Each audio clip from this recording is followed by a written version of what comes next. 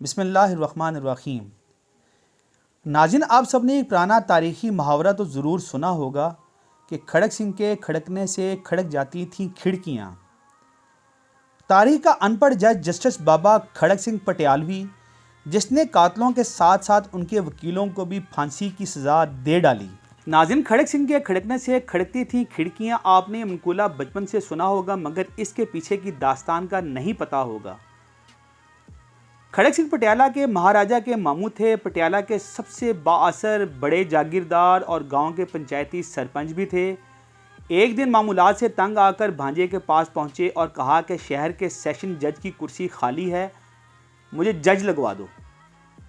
इन दिनों किसी भी सेशन जज के आर्डर्स अंग्रेज़ वायसराय किया करते थे। भांजे से चिट्ठी लिखवाकर खड़क सिंह वायसराय के पास जा पहुंचे। वायसराय ने खत पढ़ा।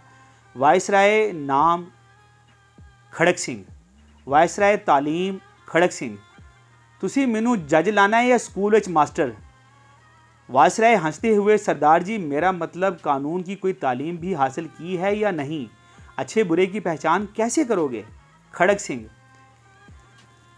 ने मुछों को ताव दिया और बोले, बस इतनी सी बात, भला इतने से काम के लिए गधों की तरह किताबों का बोझ क्यों उठाऊं? मैं सालों से पंचायत के फैसले करता आ रहा हूं, एक नज़र में भले चंगे की तमीज़ कर लेता हूं। वायसराय ने सोचा कि भला कौन महाराजा से उलझे, जिसने सिफारिश की है वो जाने और इसका मामू। अर्जी पर फौरन दस्तखत कर दिया और खड़क सिंह जस्टिस के फरमान जारी कर दिया।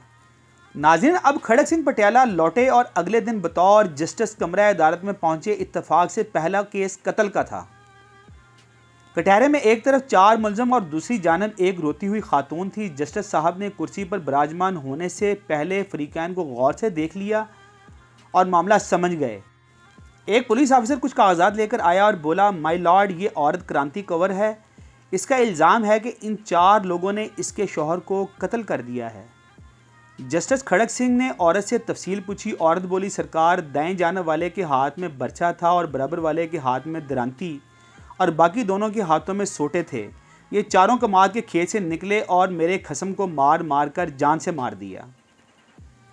जस्टिस खड़क सिंह ने चारों को गुस्से से देखा और पूछा, क्यों बदमाशो, तुमने बंदा ही मार दिया?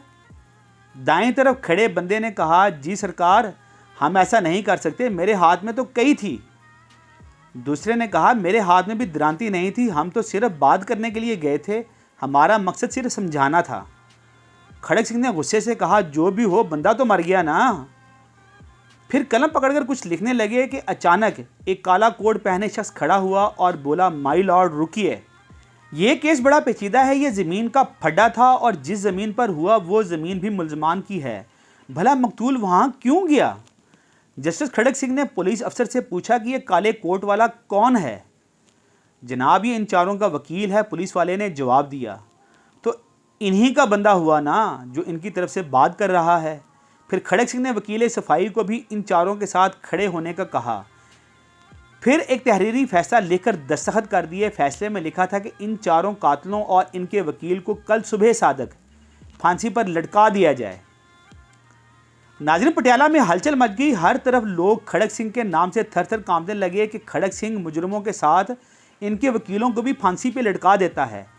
अचानक जराइम की शरह सिफर होगी। कोई वकील किसी मुजरम का केस ना पकड़ता। जब तक खड़क सिंह पटियाला जज रहे, रियासत में खौफ व अमन रहा। आस पास पड़ोस की रियासत से लोग अपने केस खड़क सिंह की अदालत में लाते और फौरी इंसाफ पाते। इस वाक़े में दौरे हाजिर के पढ़े लिखे जजों के लिए भी एक गहरा सबक है कि अगर इंसाफ फौरी और मुजरमों के साथ इनके वकीलों को भी सज़ा मिलने लगे तो मुल्क में जराइम की शरह सिफर हो जाएगी।